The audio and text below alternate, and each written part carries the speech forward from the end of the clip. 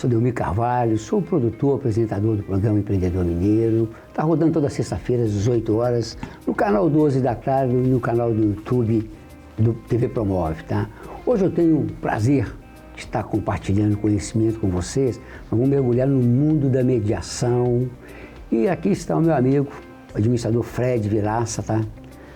E aí, meu caro, quem é o Fred Vilaça? Faça o favor, compartilha com a gente aqui. Tudo jóia, é um prazer estar aqui com você, né, compartilhando aí um pouco desse conhecimento, né, da mediação de conflitos, dos métodos autocompositivos, são tão importantes no mundo, né, de provações que a gente tem que passar a todo momento.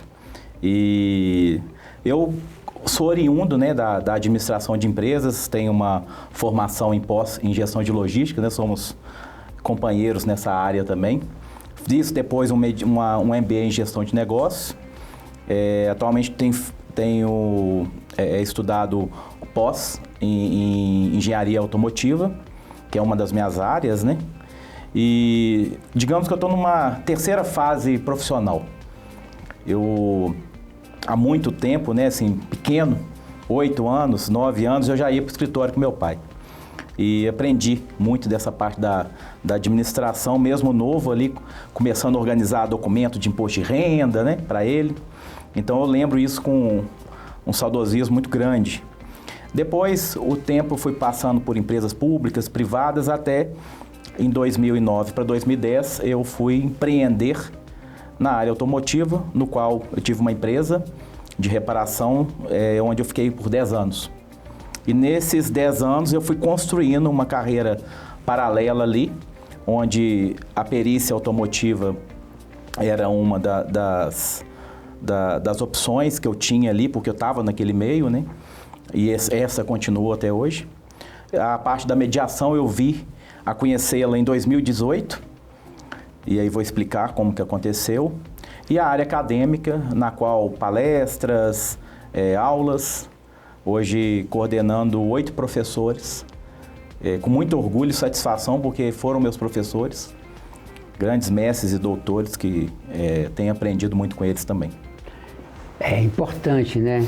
A escalada. Começou desde pequeno, na gestão, foi fazendo curso A, curso B, as experiências empresariais que você teve, né? Sim.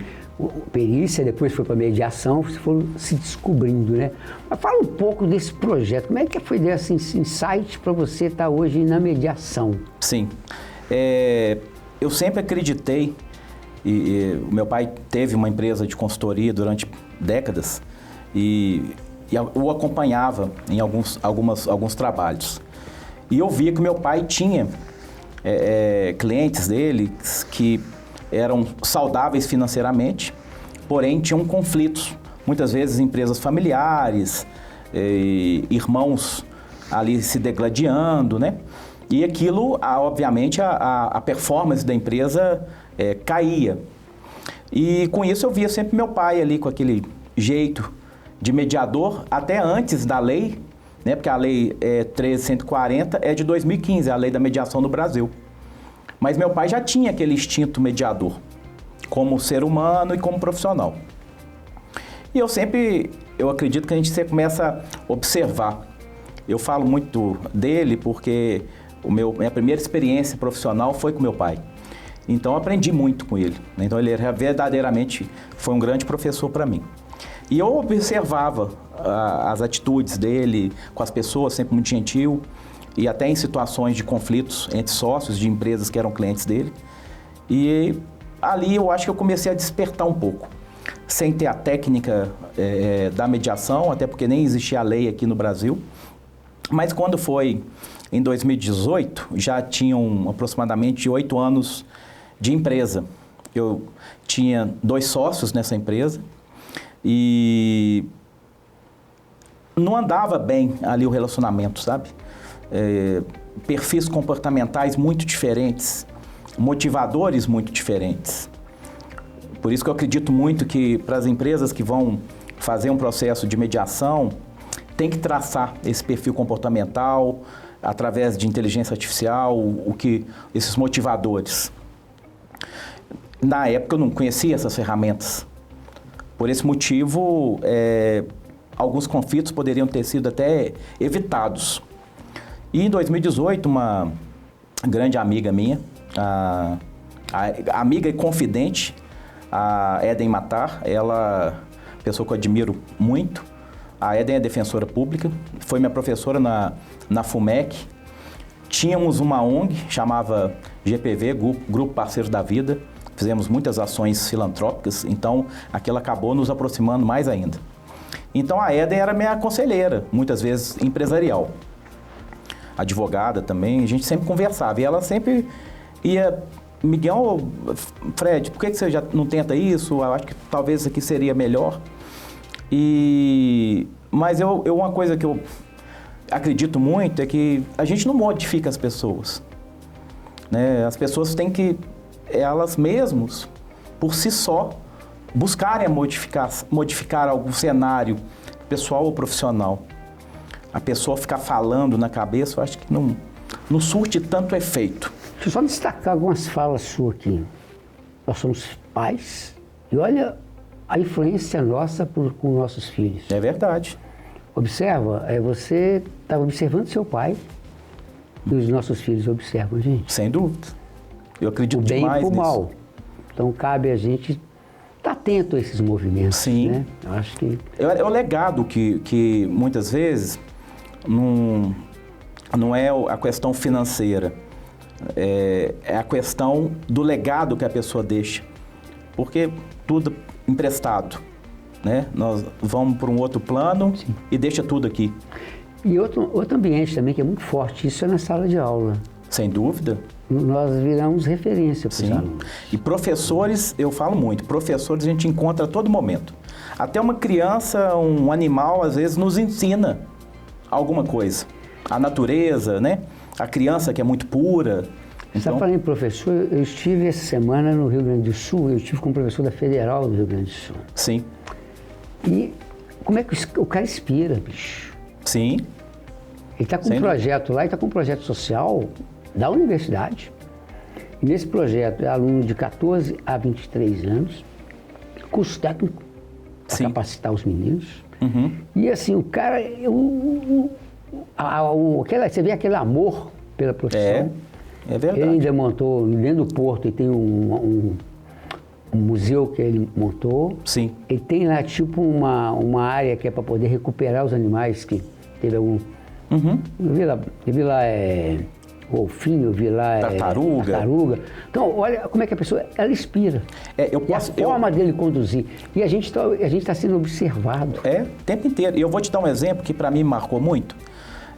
Eu estava viajando de férias com a família, não estávamos no Brasil e eu tinha algumas aulas na faculdade que eu daria para o curso de administração. E foi um sábado, o fuso dava uma diferença de 4 horas aproximadamente, então eu dava aulas às sextas à noite e aos sábados de manhã. E eu reforcei muito um exercício com um dos alunos de 5W2H e fiz ali uns 3, 4 exercícios e expliquei o porquê daquela ferramenta. E esse rapaz, eu tinha dado uma aula num sábado e ele falou: ô professor, você me daria 2 minutos depois da sua aula? Eu falei: claro. Os outros alunos saíram e eu fiquei com ele. Aí ele veio me agradecer. Ele falou: olha, eu passei num teste de seleção, era para resolver um caso e eu usei a ferramenta que o senhor deu nas aulas. E a pessoa que me contratou falou que aquilo ali foi um grande diferencial. Aquilo, eu até emocionei na hora, aí você começa a enxergar que aquilo é um legado também. Aquilo é uma missão de ensinar, de aprender para ensinar, porque nós professores, nós estudamos até muito mais. Porque como que nós vamos estar 100% atualizados? Tem que se preparar. Tem que se preparar. Agora, Fred, mas essa questão toda, eu acho que a gente é um pouco pragmático. Sim. E na sala de aula eu parto do princípio que eu tenho que... Onde que eu vou colocar esse conteúdo? Sim. Onde que o aluno vai colocar esse conteúdo? Nós temos que linkar a prática com a teoria. Sem dúvida. Então, tudo que foi desenvolvido, foi pesquisado. Sim. Isso, aonde que você coloca? Mas então foi isso que você, no momento que você chamou ele entendeu e ele já teve aplicabilidade de imediato. Sim, mas é uma coisa que você como professor, já conversou em outras oportunidades, que eu acho que é um grande qualidade do professor. É trazer esse empírico, trazer essa vivência de chão de fábrica para o aluno. Porque muitas vezes nós vamos passar uma teoria e falar, olha, a teoria é assim e quando eu a apliquei foi dessa forma e deu certo. O aluno ele vai te dar muito mais credibilidade, porque hoje, para o professor, é um desafio da aula, porque tudo está nas nossas mãos, a todo momento. E só terminando de responder a sua pergunta anterior, essa amiga, eu em 2018, acho que foi final de 2018, não me lembro exatamente a data, eu conversando com ela, falei, Éden, aconteceu isso na empresa, eu fiquei muito chateado e realmente eu não sei mais qual caminho tomar. Mas eu também não quero sair da sociedade por sair sem ter uma última cartada, sem tentar uma outra questão.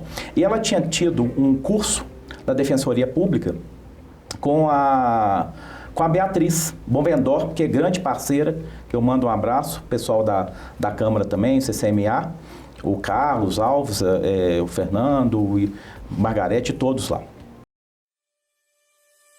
Você sabia que atualmente, para resolver conflitos, você não depende apenas da decisão de um juiz? Quer dizer, você não precisa mais do desgaste de enfrentar longos e caros processos na justiça?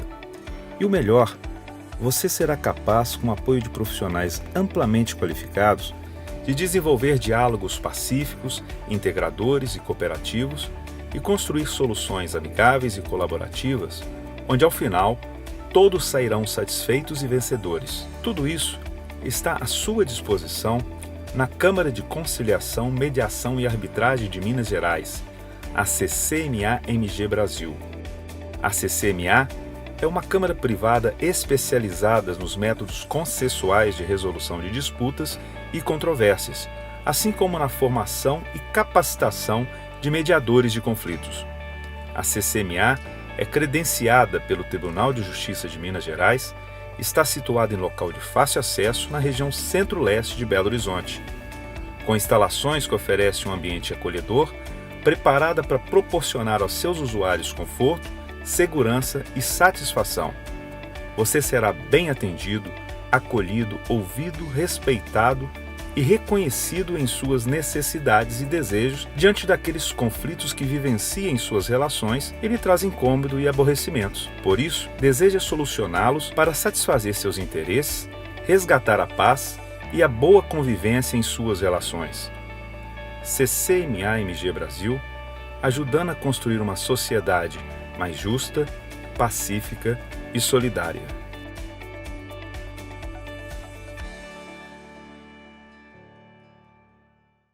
E ela falou, você já ouviu falar em mediação de conflitos? Eu falei, não, Éden, nunca ouvi falar, não. Eu sei o que é conflito, mas mediação de conflitos, tem alguma pessoa que possa fazer isso? Aí na minha mente veio, deve ser da área jurídica, alguma coisa, um advogado, alguma coisa assim. E ela falou, pega o telefone da Beatriz, ela me deu um curso na Defensoria. A Beatriz é doutora nessa área. E aí, quando eu cheguei na minha residência, depois da empresa, logo liguei para ela. Ficamos uns 45 minutos aproximadamente no telefone.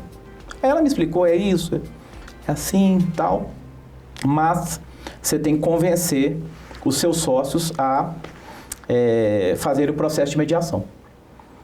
E foi assim, eu conversei com eles e falei que era uma situação nova, né, que estava recente ali no mercado, mas que era uma alternativa para nós alinharmos as coisas, já que o diálogo já era um pouco conturbado.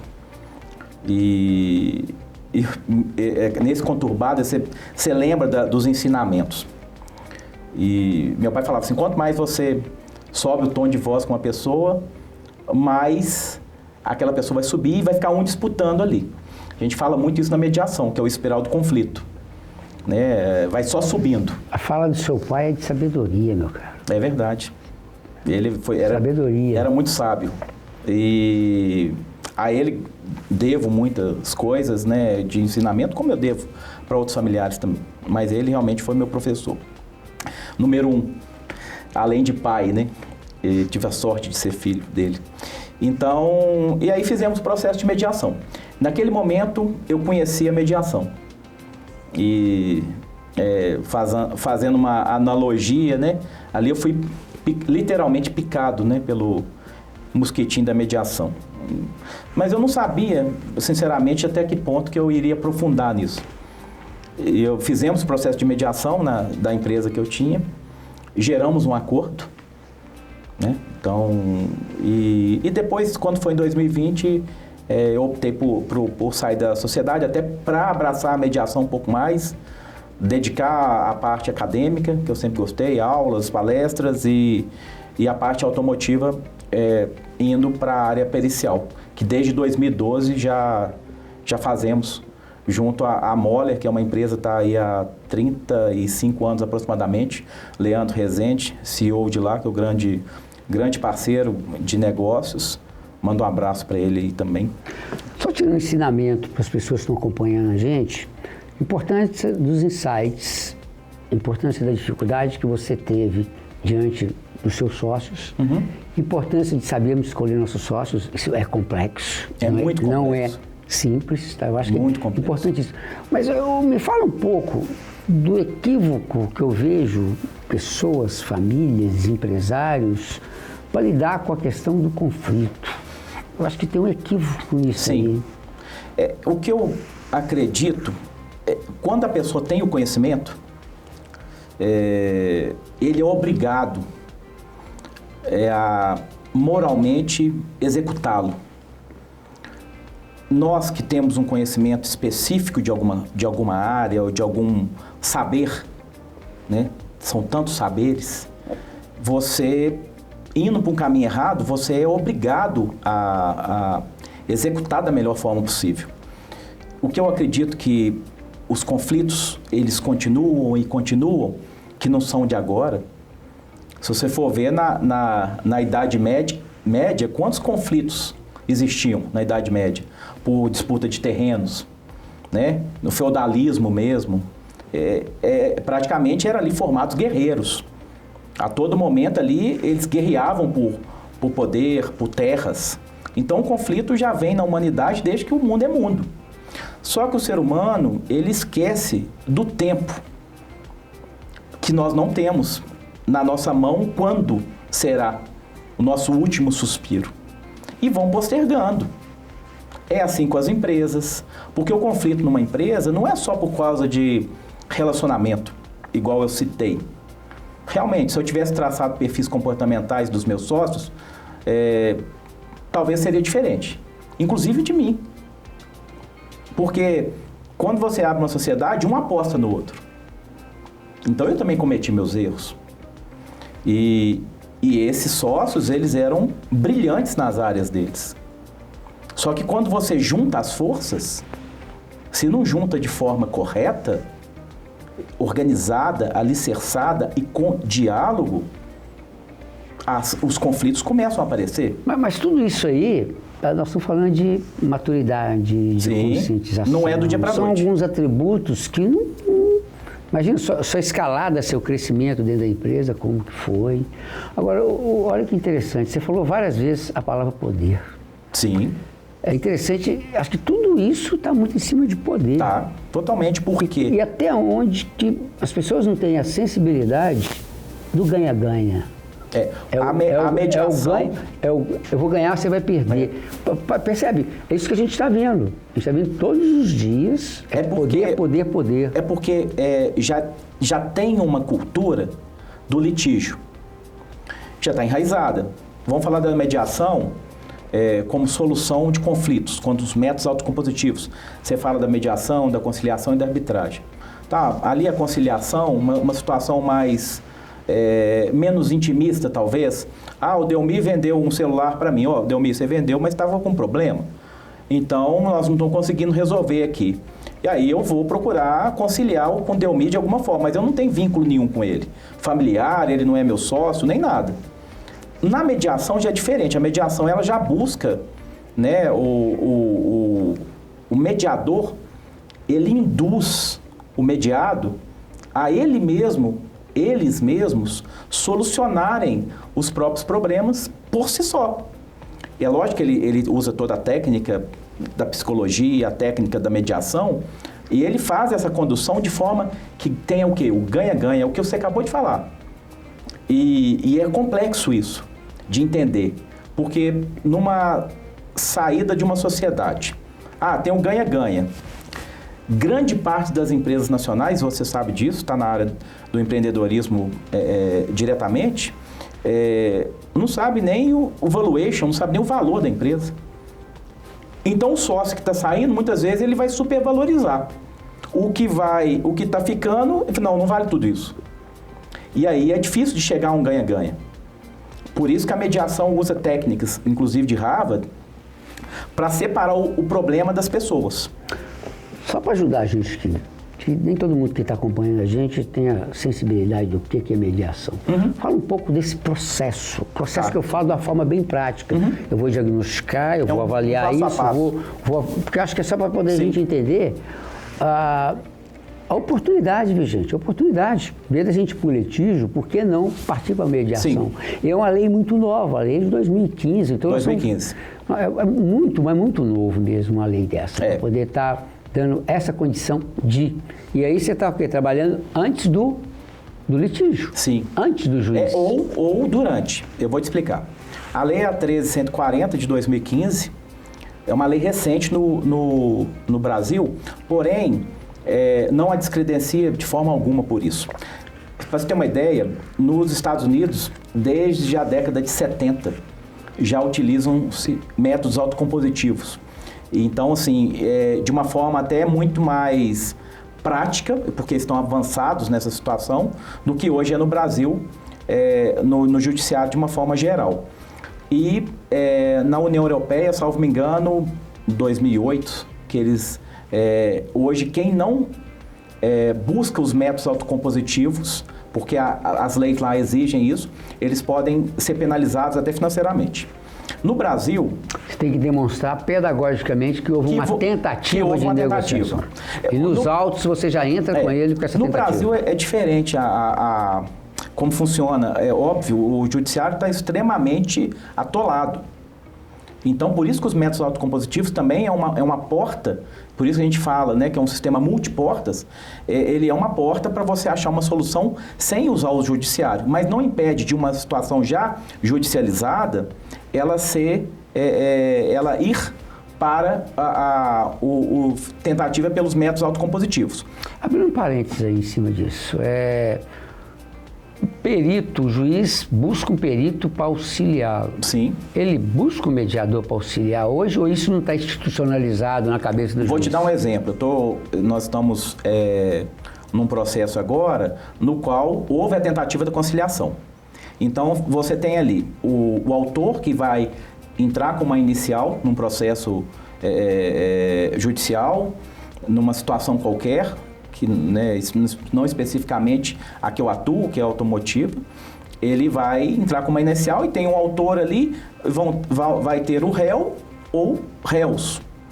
E o magistrado, o juiz, ele vai escolher um perito, né, técnico, para ele ser o olhar técnico da lei. E ele tem que ser o quê?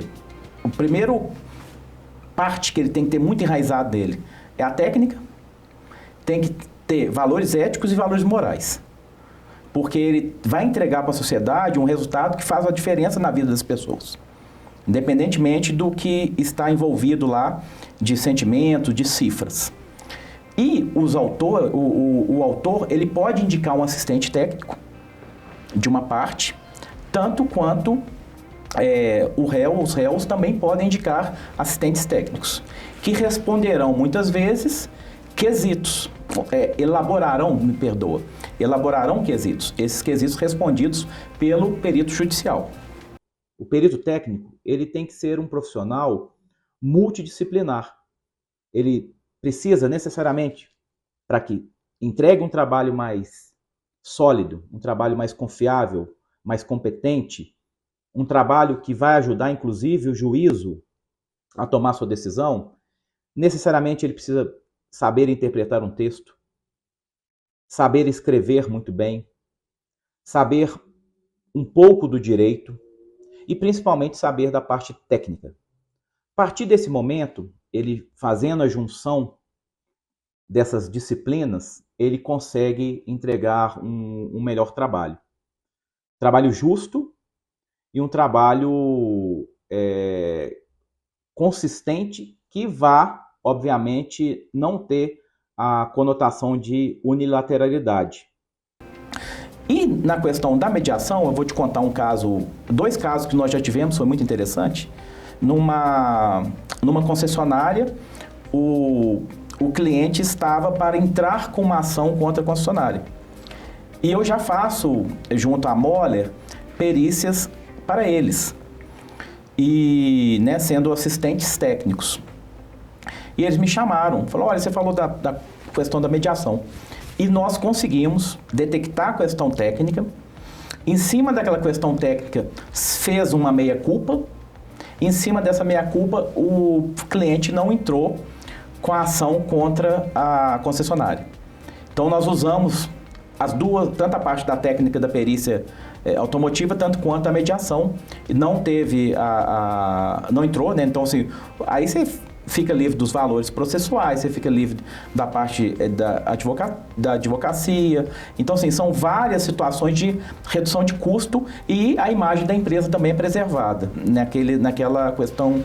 Você apresentou evidências que deu para você convencer a pessoa que... E não só isso, como comprovou-se e fez a questão lá do ganha-ganha, porque reconheceu-se que houve um erro técnico ali, mas que não era 100%, porque o cliente também poderia, com os alertas de painel, ter parado o veículo, por exemplo, até que desse o problema. Sim. E aí ele reconheceu e ficou satisfeito. Você que está bem envolvido nessa questão aí do judiciário, que estágio que o Brasil está nessa pegada aí de... Eu estou falando muito que, além tem o A e o B e tem o juiz. Sim. Como é que está isso? Ou ainda a nossa cabeça é muito do ganha-perde, eu estou preocupado em ganha-ganha. O judiciário ele tem evoluído bastante nessa questão. Mas, ao meu ver, falta ainda pessoas preparadas em volume para atender a demanda que existe. Quando você vai para uma câmara privada, igual, por exemplo, a CCMA, que é grande parceira, nós temos negócios juntos, lá você tem um atendimento totalmente diferenciado, né? Então, uma câmara privada é um atendimento diferenciado, ali são várias reuniões, até que se chegue a um acordo, a uma solução. No judiciário, um pouco menos avançado do que nós temos fora do país, ainda está engateando nessa situação. Então, eu acredito que tudo tem que se encaixar com treinamento, número de pessoas disponíveis a fazer aquilo. Mas já tivemos reuniões no TJ, MG, e há uma boa vontade muito grande de utilizar... até para desafogar o sistema, que está afogado. Exatamente. Não, pesado. Tem juízes que conhecemos, são amigos, e eles falam que, tipo assim, é surreal a quantidade de processos que caem a todo momento. Isso é um grande risco. Por quê? Quando se tem um cliente, você o atende de forma diferenciada, com aquela atenção máxima, a qualidade sua é uma. Mas se você atende 45 mil clientes de uma vez, a qualidade é outra. Então, até na questão, tem que se tomar muito cuidado, o perito, inclusive, ele tem que ser muito cauteloso com os trabalhos entregues ao judiciário, porque o juiz, ele acredita naquela situação. E ele não tem técnica, nem conhecimento técnico para saber se aquilo que você está colocando no laudo é correto ou não. Então, o perito ele tem muito essa questão mesmo de um papel de auxílio mesmo ali ao judiciário. E aí entra tanto a parte pericial quanto a área da mediação. Mas a mediação, finalizando a resposta, ainda tem muito a evoluir dentro do judiciário. Por isso que as câmaras privadas deveriam ser muito mais utilizadas a partir desse conhecimento. Mas vamos pegar um gancho aqui na sua fala aí. A questão desse tipo de consultoria, ou não sei como é que você chama, que se é mentoria, ela é customizada, certo? Sim. E qual que é hoje as suas estratégias de marketing para demonstrar para aquele cliente ABC? Você falou da câmera também, Sim. que você atua nela. Sim, na área da mediação. Fala um pouco pra gente qual que é a sua estratégia. Sim. Me convence que eu tenho que usar seu serviço e a mediação é a melhor coisa do mundo. Sim. Na CCMA, o que a gente tem feito? Nós temos CCMA, Câmara de Conciliação, Mediação e Arbitragem. O presidente lá é o Carlos Alves, que eu mando um abraço também. O que nós desenvolvemos hoje nessa questão? Divulgação de pílulas, né, falando um pouco da mediação.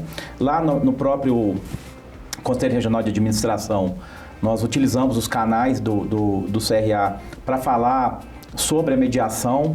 Temos um grupo lá no qual eu estou coordenador e a gente explora bastante isso através de artigos. Recentemente agora, nós estamos numa obra juntos do Conselho, né, o livro de 60 anos. Uhum. Eu tive a oportunidade de escrever um artigo sobre a mediação. E já escrevi muito, já publiquei em muitas revistas, jornais, né? Já fiz live, etc. Então, a gente usa muito a tecnologia que está disponível ao nosso favor. E é sim diferenciado, como você falou, um atendimento. Se você tem uma empresa e você tem um problema, qualquer que seja, de relacionamento, que não precisa ser entre sócios apenas, tem equipes, empresas gigantes com equipes com problema. Até seja na área estratégica, seja na área tática, seja na área operacional, lidar com pessoas é sempre muito complexo. Então, dessa forma, trabalhar com a mediação de forma preventiva, através de instrução, é muito interessante também.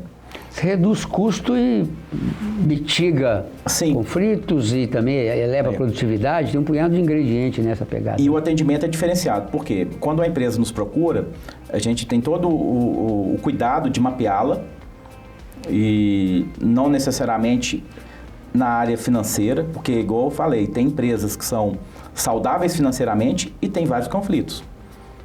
Claro que uma empresa no vermelho é muito mais... a ebulição está ali a todo momento. E muitas vezes, essas pessoas que têm empresas que estão em fases complexas financeiramente, já traz uma carga de estresse, né? A gente está lidando com hormônio dentro da gente o tempo inteiro. Então, a mediação ela é muito ampla nesse aspecto. Por isso que nós temos uma equipe lá multidisciplinar. Justamente nesse atendimento, ele ser diferenciado. Entender o negócio da pessoa. E aí entra o administrador, com esse entendimento do mercado interno, do mercado externo, dos clientes internos, do cliente externo. Porque quando você faz vai remapear a empresa, através inclusive da inteligência artificial, vou te dar um exemplo. Você tem um sócio que detesta a área comercial, mas o cara está lá, todo dia na área comercial, ele não vai produzir o 100% dele. Se você traça um perfil comportamental através de inteligência artificial, poxa, esse cara, ele vai ser forte em vendas. Você vai ver que o cara vai produzir muito mais lá. Então, as empresas, elas passam por fases. Desde o nascimento da empresa, quando normalmente no Brasil a grande maioria é micro e pequena empresa. Então, o sócio ele está ali na parte operacional, na parte tática, na parte estratégica. Só que eu acho que tem que elencar um líder. Para evitar conflito, eu acho que sempre tem que ter um líder. E quando tem sociedade de cotas iguais, a vaidade, o ego, a questão do poder, ela é muito complicada. Da pessoa aceitar. Por isso é o papel do mediador, para poder Isso. Amenizar os conflitos aí. E empoderar todo mundo. A mediação tem muito isso, de você empoderar a pessoa. Então, por exemplo, se eu me sinto desprestigiado dentro da minha própria empresa e ninguém me empodera lá, eu vou ficar totalmente insatisfeito. Mas se você, poxa, você fechou um grande negócio para a empresa, parabéns. Aí você, poxa, o cara me valorizou. São pequenos detalhes que aí volta a sua primeira pergunta. Por que as pessoas não investem nisso? Porque elas acham que a vida é eterna. E não é. Né? E o processo de conflitos, eles destroem famílias, destroem empresas. O processo de sucessão familiar é muito complexo. Porque se a empresa não se prepara para aquilo, às vezes vai chegar um primo que não é tão produtivo igual o outro.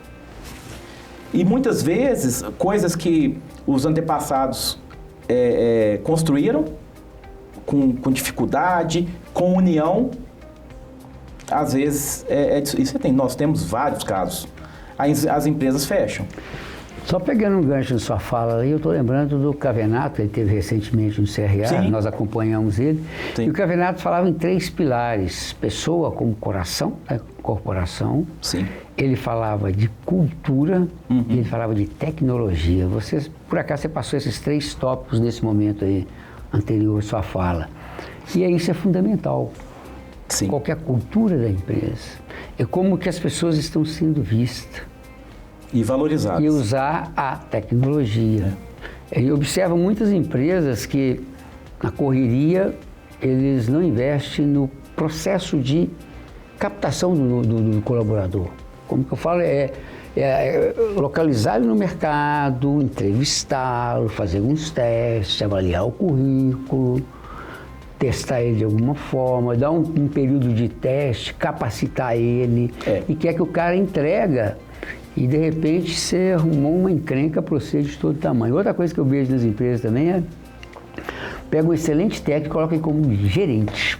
Aí você perde um excelente técnico e ganha um péssimo gerente. Aí cria conflitos. Tem 2 situações que eu acho aí. A primeira coisa que eu acho que o professor Chiavenato fala e é muito importante, eu sempre falo que missão, visão e princípios não pode ficar na parede. Tem que seguir aquilo. A parte da cultura. Se alguém criou, em algum momento do tempo aquilo, ele tem um sentido. Dessa forma, também eu acredito que essa cultura, ela tem que partir das 2 situações. Tanto o gestor, o empreendedor, buscar investir no funcionário, no colaborador, tanto quanto ele buscar isso. Isso independe da área da pessoa. Não quer dizer que você está numa área operacional que você não pode procurar conhecimento. Não quer dizer que você está no meio da pirâmide empresarial que você não pode procurar conhecimento. E o estratégico mais ainda. Então, como que você vai gerir uma empresa se você não entende de gestão? E muitas empresas, elas crescem pelo embalo do negócio, do produto ou do serviço que vende. Às vezes ela anda até no piloto automático durante um tempo. Mas a empresa não aceita desaforo. Ela vai aceitar, vai ter uma pancada ali, ela vai resistir, vai ter a segunda, ela vai resistir. Mas depois, quando aperta o calo, aí você, poxa, tem que mudar esse cenário. A mediação é uma das possibilidades, que igual a gente já vem tratando aqui. Mas eu acredito que tem que partir igual o aluno. Hoje o aluno ele tem conhecimento disponível gratuitamente. Você vai numa lan house, ou você vai em algum lugar, você está trabalhando, ou você está em casa, você tem ali, se você fizer um cronograma de estudo, você vai ser mais sábio na semana que vem.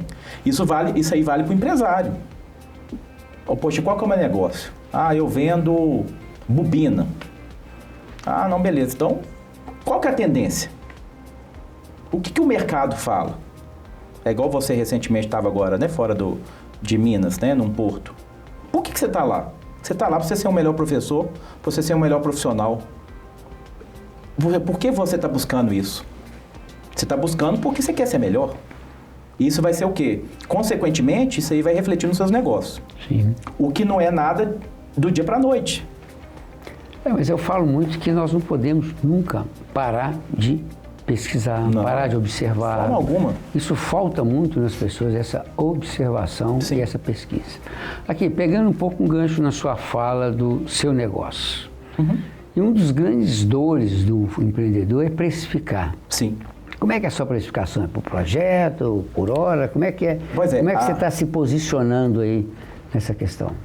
Tanto na CCMA, na parte da mediação de conflitos, tanto quanto na parte pericial, junto à Moller.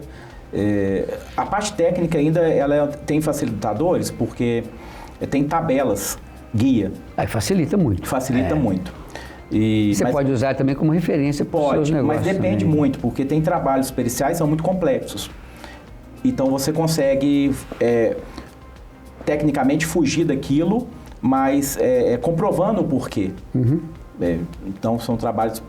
Outro dia estávamos conversando, inclusive, no grupo lá do CRA, o quão difícil é a parte da perícia envolvendo a parte administrativa e contábil, nessa questão de precificar, porque o trabalho pericial não é só você chegar e executar a parte técnica. Você tem que ler o processo, tem que entender as partes, o que está acontecendo, para você não ser injusto, né? Justamente no que você vai defender tecnicamente. Então, essa parte pericial ela é menos complexa. Na parte da mediação também, nós temos como balizadores o mercado, de uma forma geral. E, normalmente, as empresas que trabalham com a mediação de conflitos, elas têm uma taxa administrativa para rodar aquele processo, tanto quanto tem, em algumas situações, um percentual em cima do êxito. Então, basicamente, são essas frentes. E aí, fala para o pessoal aqui, como é que te acha isso? A rede social, faz favor, fala para a turma aí. Bom, então, o meu Instagram é fred.vilaca, V-I-L-A-C-A, e o meu LinkedIn é Fred Vilaça, que é junto, Fred com demudo, Vilaça, V-I-L-A-C-A. Vamos falar um pouco de visão de futuro, de tendência. Como é que você está vendo essa geração aí? Quando a gente fala dessa tendência de empresa, de perenidade da empresa, com essa tecnologia, como é que você está vendo essa...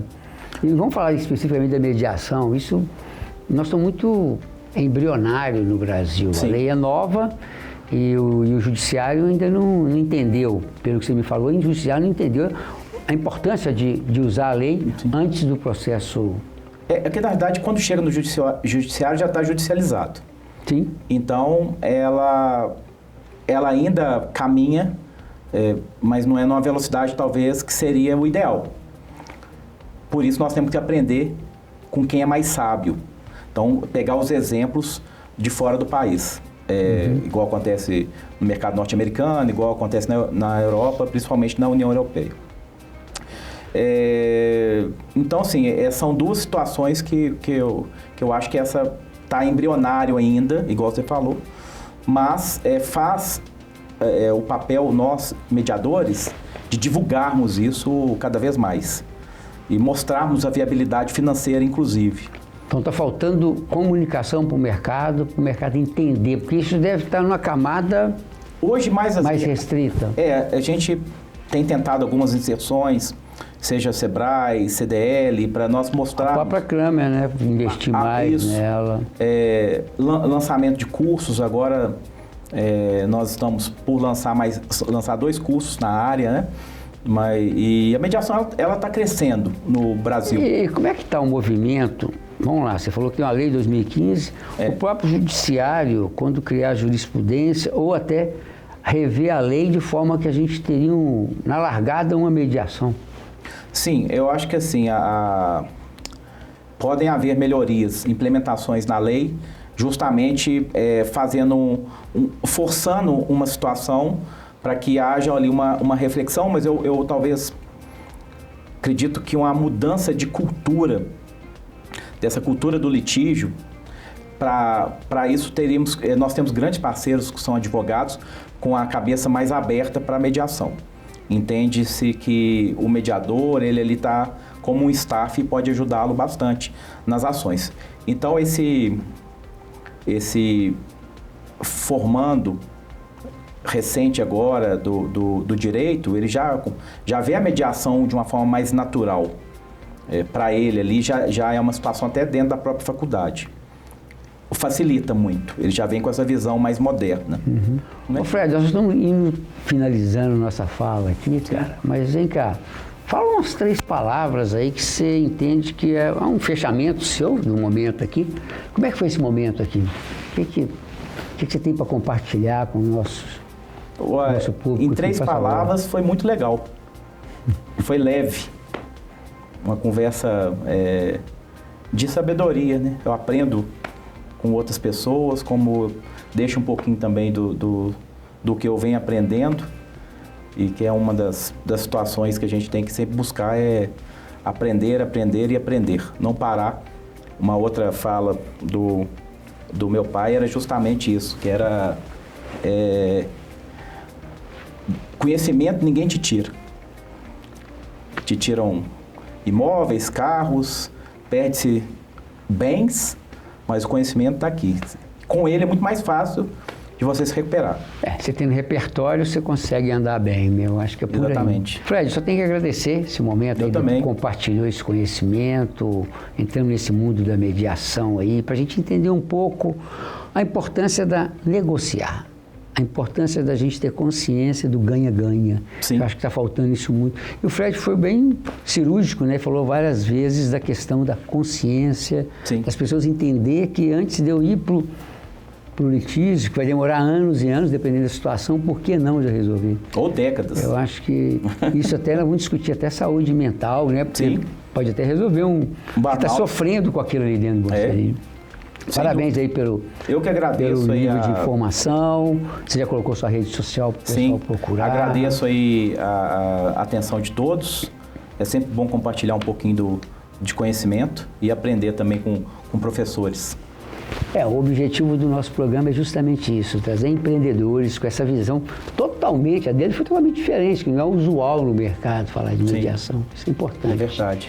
Vamos ficar por aqui, tá? Agradecer a vocês. Nosso programa está rodando toda sexta-feira às 18 horas no canal 12 da Claro e no canal do YouTube da TV Promove. Mas antes de encerrar, eu queria fazer uma homenagem à minha querida tia Junica. O aniversário dela foi esses dias agora. Cheguei lá, abracei a tia, dei um beijo na tia. Ela olhou para mim, 95 anos. Delmi, tem muito tempo que você não vem aqui.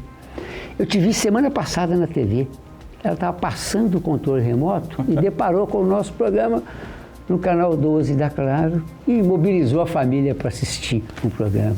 Querida tia, te amo. Beijo para você. Coração Santo, tu reinarás, tu nosso encanto sempre serás.